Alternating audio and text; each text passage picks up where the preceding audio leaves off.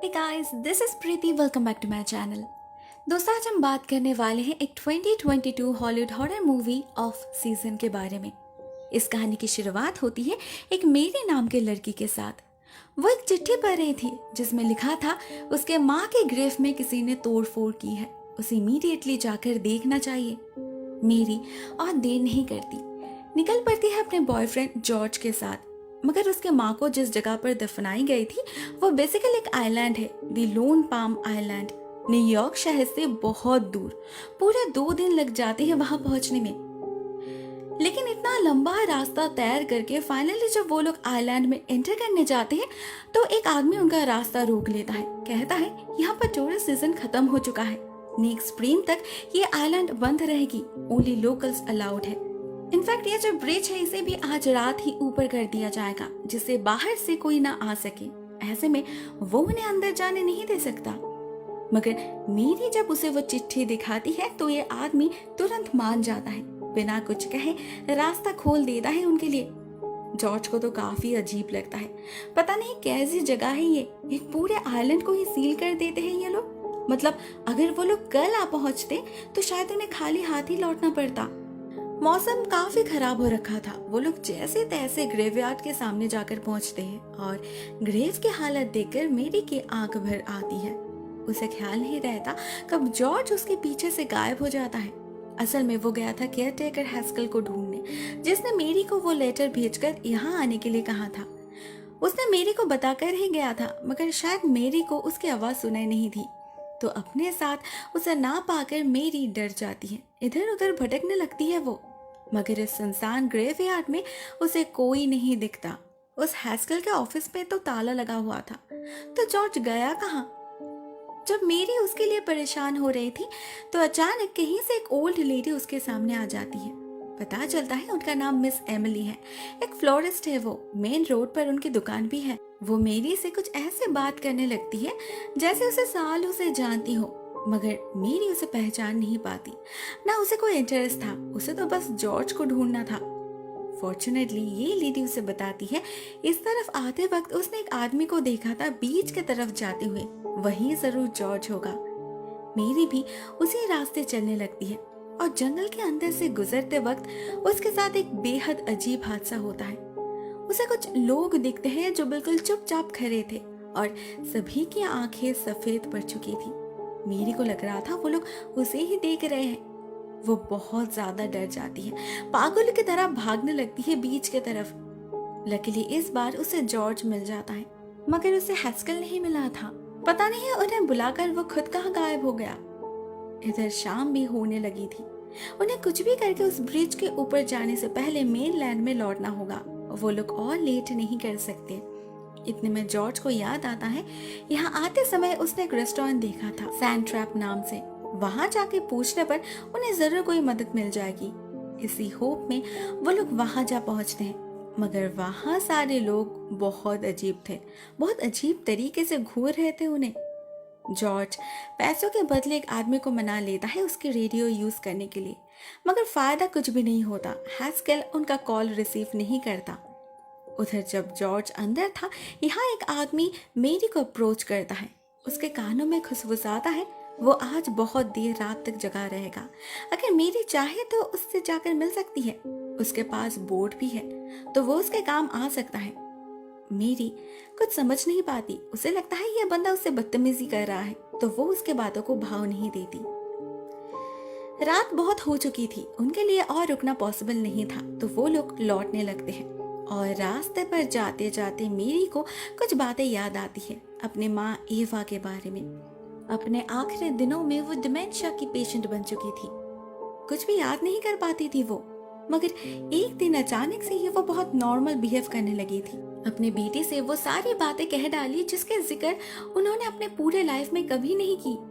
पता चला उनका जन्म इस आइलैंड पर ही हुआ था, उनका पूरा परिवार यहीं पर रहता था, मगर वो भाग गए न्यूयॉर्क शहर जाकर अपनी एक अलग ही दुनिया बसा ली।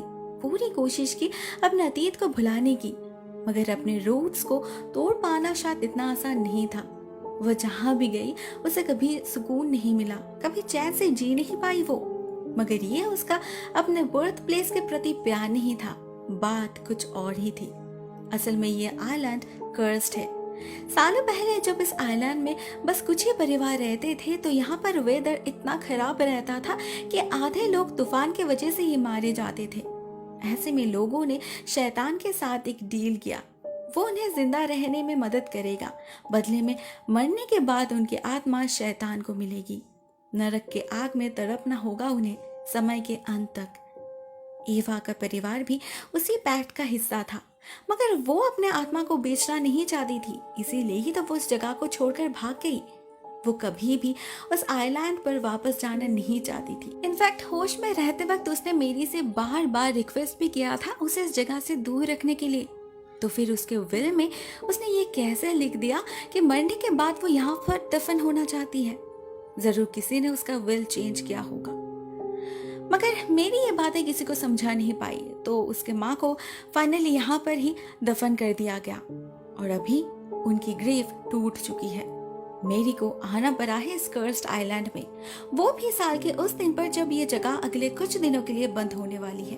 कहीं ये सब कुछ एक ट्रैप तो नहीं, एवा के परिवार को अपने असली जगह वापस लाने की? कहीं वो सच में ही कर्स तो नहीं? मेरी के बातों से जॉर्ज हंसने लगता है। 21st सेंचुरी में ऐसी बातें कौन करता है? मगर उन्हें असली प्रॉब्लम का एहसास तब होता है जब वो चाहकर भी इस जगह से निकल नहीं पाते। न जाने क्यों रास्ता खत्म ही नहीं हो रहा था। कभी उनके सामने पेड़ गिर रहा था तो कभी वो लोग रास्ता भटक रहे थे। अचानक सीधे रास्ते पर बहुत सारे ब्लॉकेजेस आने लगे थे। उन्हें कुछ समझ नहीं आ रहा था वो क्या करे। टेंशन में जॉर्ज पैनिक करने लगता है और गाड़ी का एक्सीडेंट कर देता है। मेरी बेहोश हो पड़ी थी। जब उसका होश लौटता है वो देखती है गाड़ी में वो अकेली है। जॉर्ज का तो नामो निशान नहीं है कहीं पर। इनफैक्ट पूरा रास्ता ही किसी बंजर जमीन की तरह खाली पड़ा था। कहीं कोई नहीं था जिससे मदद मिल सके। तभी उसे दूर से सायरन की आवाज सुनाई देती है। ब्रिज बंद होने का समय जो हो चुका है। मेरी दौड़ लगाती है उस तरफ, अपने पूरे ताकत से भागती है, बट अनफॉर्चुनेटली उसके पहुंचने से पहले ही वो ब्रिज ऊपर जा चुका था। नीचे कोई बोट भी नजर नहीं आ रही थी जिससे वो इस आइलैंड से निकल पाए। लाइफ में पहली बार इतनी हेल्पलेस फील कर रही थी मेरी। और कोई ऑप्शन ना पाकर वो फिर से शहर की तरफ ही चलने लगती है। चिल्ला चिल्ला कर जॉर्ज को बुलाने लगती है, मगर जॉर्ज तो क्या, किसी और की आवाज भी सुनाई नहीं देती उसे। पूरे शहर में जैसे शमशान का सन्नाटा मंडरा रहा था। हर गली गली का हर एक घर, दुकान, सब कुछ खाली पड़ा था। ऐसा लग रहा था जैसे सारे लोग एक साथ कहीं गायब हो चुके हैं। घने कोहरे में लिपटा ये शहर मेरी को भूतिया लगने लगा था। वो एक पे फोन से जॉर्ज को कॉल करने की कोशिश करती है, मगर तूफान की वजह से सारे कनेक्शंस डाउन थे। एट लास्ट मेरी को याद आता है मिस एमिली के बारे में, मगर उनकी दुकान भी बाकियों की तरह ही खाली पड़ी थी। अंदर टीवी चल रही थी, रेडियो पर गाना बज रहा था, सारे लाइट्स भी ऑन थे, बस एमिली कहीं दिखाई नहीं देती। इस दुकान में मेरी का कुछ पेपर कटिंग्स मिलते हैं जिसमें उसके माँ के बारे में लिखा था। लगता है यहाँ पर सभी उन्हें जानते हैं। फाइनली मेरी को एमिली दिखती है दुकान के स्टोर रूम में। वो बिल्कुल किसी स्टैचू की तरह खड़ी थी, एक्सप्रेशनलेस, और उसकी सफेद आंखें अंधेरे में मोतियों की तरह चमक रही थी। पता नहीं लग रहा था वो जगे हैं या सो रहे हैं। इस बार मेरी को सच में डर लगने लगता है।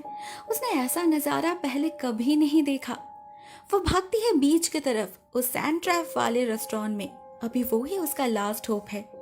मगर वहां पहुंच के सबकी हालत देखकर मेरी की बोलती बंद हो जाती है। वहां वो सारे लोग अभी भी मौजूद थे जिन्हें उसने सुबह देखा था, मगर अभी ये लोग बिल्कुल किसी पुतले की तरह खड़े हैं, जैसे कोई बच्चा खेल खेल में उन्हें स्टैचू कर दिया हो।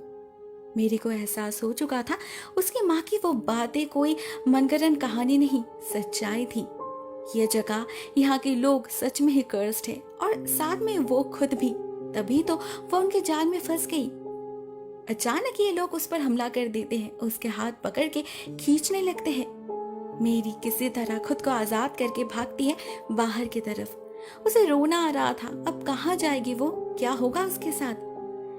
तभी उसे जंगल के अंदर वो आदमी दिखता है, वही फिशरमैन जिसने सुबह उसे बदतमीजी की थी। अभी वो सबने घर ले जाने लगता है, और जाते जाते वो जो कहता है उससे मेरी की सारी डाउट्स क्लियर हो जाते हैं। पता चलता है ये सारे लोग पोजेस्ड है।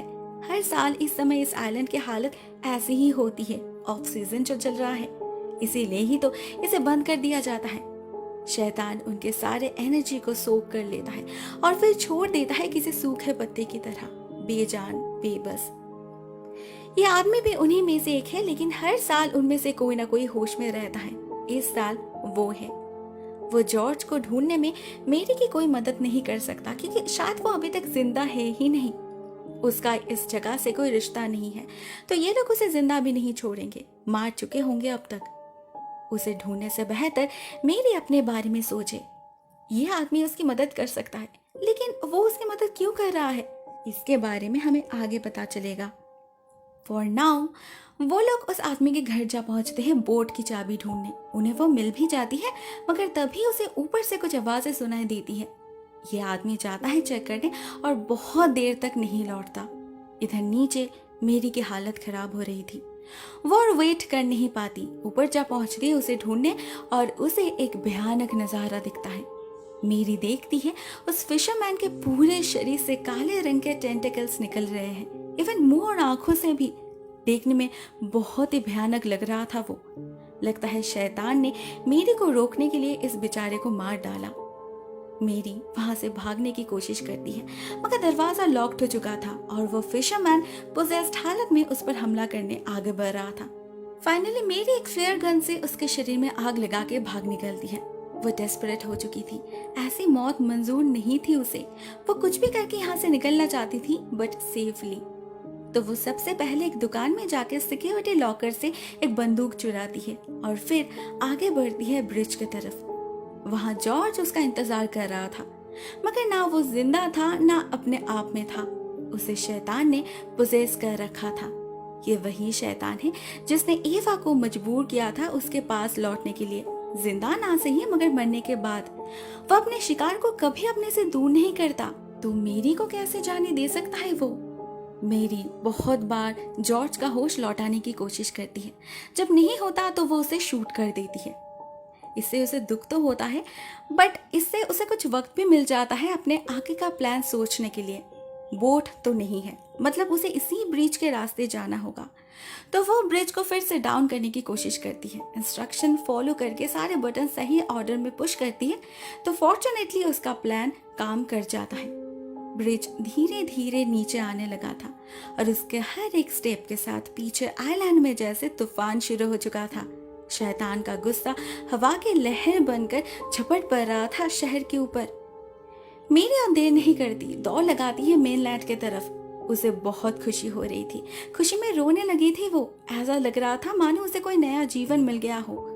मगर उसकी ये खुशी ज्यादा देर तक टिकती नहीं। ब्रिज के उस पार जाते ही उसे द ब्रिज मैन रोक लेता है, वापस जाने पे मजबूर करता है, क्योंकि उसे लगता है वो आइलैंड एक हेवन है, भगवान के अपने हाथों से बनाया गया शहर। कितने लकी है वो लोग जिन्हें अंदर रहने का मौका मिल रहा है। उसे नहीं मिला, इसीलिए वो यहाँ रहकर उस शहर की रक्षा कर रहा है। सभी एवा जैसे बेईमान अनग्रेटफुल थोड़ी ना होते हैं जो इस हेवन से भागना चाहेगी। मेरी उसे समझाने की बहुत कोशिश करती है कि ये कोई हेवन नहीं है, हेल है। शैतान ने उन सभी को ट्रिक किया है, लेकिन ये आदमी उस पर यकीन नहीं करता। उल्टा उसे बंदूक दिखाकर ग्रेवयार्ड के सामने छोड़कर आता है। इसके आगे वो नहीं जा सकता, मगर मेरी को पीछे मुड़ने से रोक जरूर सकता है वो। उसे तो उसने एंट्री इसीलिए दिलवाया था क्योंकि उसे पता था मेरी इसी जगह से बिलोंग करती है। मजबूरन मेरी को अंदर जाना ही पड़ता है, लेकिन जैसे ही वो अपने माँ के ग्रेव को देखती है, डर से उसका चेहरा सफेद पड़ जाता है। पहले तो सिर्फ टूमस्टोन ही टूटा था, अभी तो पूरा का पूरा कॉफिन ही किसी ने खोल दिया है और अंदर से एवा की लाश भी गायब हो चुकी है। मेरी सोच में पड़ जाती है, पता नहीं इस शैतान ने उसके माँ के साथ क्या किया होगा। लेकिन तभी उसे अपने पीछे एवा दिखती है, लेकिन वो अपने बेटे से मिलने नहीं आई थी, ना उसके चेहरे पर कोई एक्सप्रेशन था। अचानक ही वो भागती है बीच की तरफ। ऐसा लग रहा था जैसे उसे कोई खींच रहा है। मेरी भी जाती है उसके पीछे पीछे और उसे वो दिखता है जिसका उसे डर था। उसकी माँ भी बाकियों की तरह ही बनने लगी थी, उनकी आंखें भी सफेद पड़ चुके थे। वो शायद मेरे से कुछ कहना चाहते थे मगर कह नहीं पाए। बिजली कड़कने के साथ साथ मेरी को समुंदर के ऊपर वो शैतान का काला साया दिखता है जो एवा को अपनी कुर्बानी देने पे मजबूर कर देता है, खींच लेता है उसे अपने अंदर। मेरी बस देखती रहती है, कुछ नहीं कह पाती, बचा नहीं पाती अपनी माँ को और खुद को भी।